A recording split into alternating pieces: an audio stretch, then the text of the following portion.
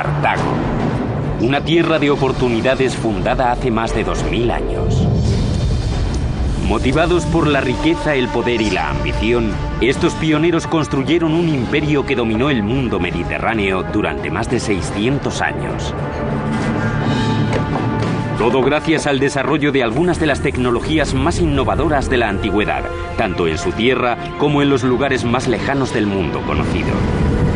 El eje central fue un enorme puerto con espacio para cientos de barcos de guerra, la vanguardia de la armada más temible de la antigüedad. Esos barcos iban muy rápido.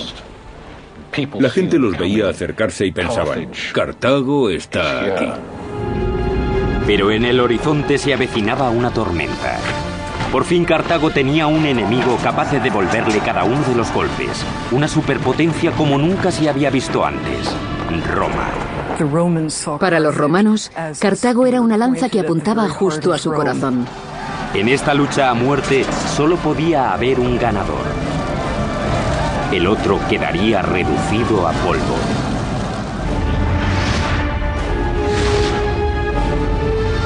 La construcción de un imperio, Cartago. Derramamientos de sangre, masacres, hazañas geniales de ingeniería y actos de coraje suicidas marcarían el enfrentamiento entre las dos mayores superpotencias del mundo antiguo, Roma y Cartago. Sería una lucha a muerte, y el resultado cambiaría el curso de la historia occidental. Bienvenidos a Túnez. Hola, soy Peter Weller. De niño oía el nombre de Cartago y sabía que era una ciudad antigua, pero no la situaba en el mapa. Había oído hablar de Aníbal, de los elefantes que cruzaban los Alpes y de sus guerras con Roma. Supe que las llamaron guerras púnicas por la palabra latina punici, Cartago en latín, pero no tenía ni idea de dónde estaba. Pues bien, estuvo aquí, en el extremo norte de Túnez. Detrás de mí se encuentra la capital moderna de Túnez, una ciudad con unos 2 millones de habitantes situada en el mar Mediterráneo. En el siglo IV a.C., Cartago era un imperio absoluto que dominaba el Mediterráneo con una temible armada. Pero la leyenda original de Cartago empieza en la ciudad de Tiro, al este del Mediterráneo, en la ciudad fenicia de Tiro y con una hermosa mujer llamada Dido, con los celos, la codicia y el ansia de poder que separaría para siempre a una familia real.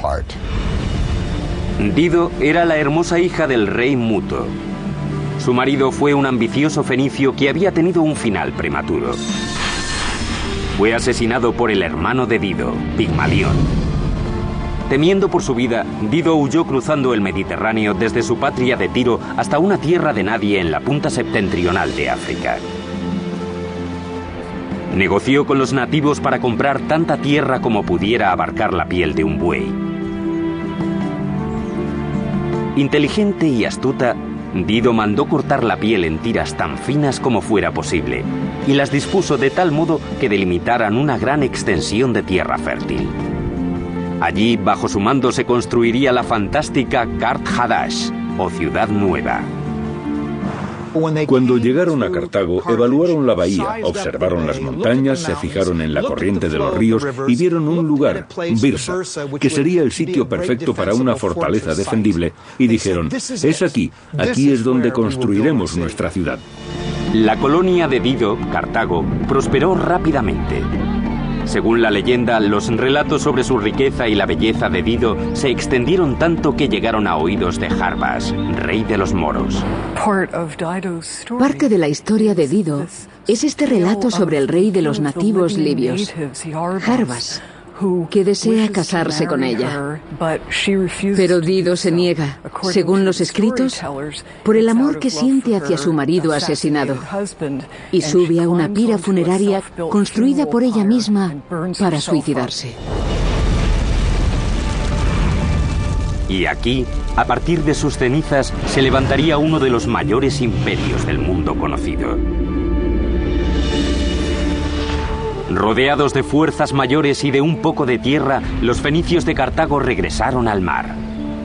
Estaban abiertos a nuevas ideas. Eran pioneros, pragmáticos e incansablemente innovadores. Cuando Dido estableció la ciudad nueva, Mucha gente miraba asombrada y decía, mira, una nueva ciudad, un nuevo comienzo. Y a medida que estas rutas comerciales que había abierto Cartago se ampliaban, rápidamente se convirtió en una ciudad tan internacional como cualquier otra del mundo de entonces. En los 200 años siguientes, Cartago se convirtió en la principal potencia del Mediterráneo y estableció colonias en Córcega, Ibiza y África del Norte. Sobre el 700, puede que el 650 a.C., Cartago es un poder a tener en cuenta. Todo el mundo ha oído hablar de ella, nadie se mete con ella. Es una ciudad muy importante. A través de las redes de comercio expansivas en el siglo VII a.C., los nuevos territorios de Cartago iban generando una enorme fortuna. Llegó a tener una población de 300.000 habitantes, convirtiéndola en una de las ciudades más grandes del mundo. En cierto modo se parece a Manhattan, un área relativamente pequeña que acoge a una enorme población. Es un importante centro comercial y cultural, no solo para África del Norte, sino también para todo el Mediterráneo occidental. Antes de los cartagineses se habían emprendido grandes hazañas de ingeniería en nombre de los dioses, pero la atención de Cartago era más cercana. Como sucedería con América 2500 años más tarde, la riqueza de Cartago atrajo a innumerables personas que buscaban hacer fortuna. Pronto los arquitectos e ingenieros de la ciudad tuvieron que encontrar un modo de alojarlos a todos, un reto que derivaría en el boom de construcción urbanística más extraordinario de la antigüedad. Había algo muy importante para el espíritu de los cartagineses, para su mentalidad, algo relacionado con permanecer dentro de los muros de Cartago. Por lo que la presión para diseñar edificios que pudieran acomodar a toda la gente que quería vivir en la ciudad era muy fuerte. Los cartagineses serían los primeros a gran escala en convertir el cielo de la ciudad en una propiedad privada, mediante la construcción de apartamentos. Tenían una altura de 6 plantas y estaban densamente poblados. ¿Por qué? Porque la gente quería venir a Cartago, un lugar próspero donde pasaban muchas cosas. Si uno quería tener éxito en la vida, debía venir a Cartago. Para construir una ciudad consistente, primero necesitarían materiales con los que hacerlo. La respuesta se encontraba en el Jauría, en la bahía de Túnez. Allí, en esas remotas canteras, había un suministro aparentemente inagotable de piedra caliza que se podía conseguir rápidamente y con la que era fácil trabajar. La piedra caliza es la elección perfecta para la construcción y geológicamente había sedimentos de caliza en esa zona, en esa cuenca al alcance de la mano. Los arqueólogos especulan que, igual que habían hecho antes los egipcios, los cartagineses cortaban cada bloque de piedra usando los métodos más sencillos: agua y madera. Después de cincelar un canal lineal de puntos en la cara de una roca, cogían una cuña de madera y la clavaban si era lo suficientemente profundo, y después humedecían la madera, y lo que sucedía es que la madera se expandía por el agua y después, de forma natural, resquebrajaba la piedra. La presión cada vez mayor de la madera dilatada hacía que la piedra se agrietara en líneas casi perfectas. A partir de ahí, los trabajadores separaban cada bloque usando palancas y otras herramientas. Cuando los inmensos bloques de piedra se extraían y se transportaban a la ciudad, los cartagineses usaban una construcción a base de columnas y paneles para transformar rápidamente Cartago en una capital dinámica. Está clarísimo que al usar principalmente piedra no tenían en mente recoger e irse a cualquier otro lugar. Era una proyección a largo plazo. Para que cualquier metrópolis sobreviva, se necesita un abastecimiento constante de agua corriente. Cartago no era una excepción, por lo que los ingenieros de la antigua ciudad recurrieron a cisternas como esta. Cada cisterna estaba hecha de una doble capa de cáscara de huevo y arcilla, lo que hacía que la cisterna fuera totalmente hermética. Cada hogar tenía acceso a una cisterna a través de una serie de conductos y canales.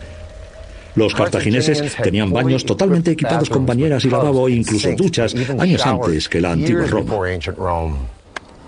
Hay constancia, mucho antes de la fundación de Cartago, de la existencia de tuberías domésticas. Pero es en Cartago, en el 600 a.C. más o menos, y más concretamente en la ciudad cartaginesa de Quercoen, en el 450 a.C., donde encontramos la primera evidencia de un sistema unificado de utilización de agua y alcantarillado.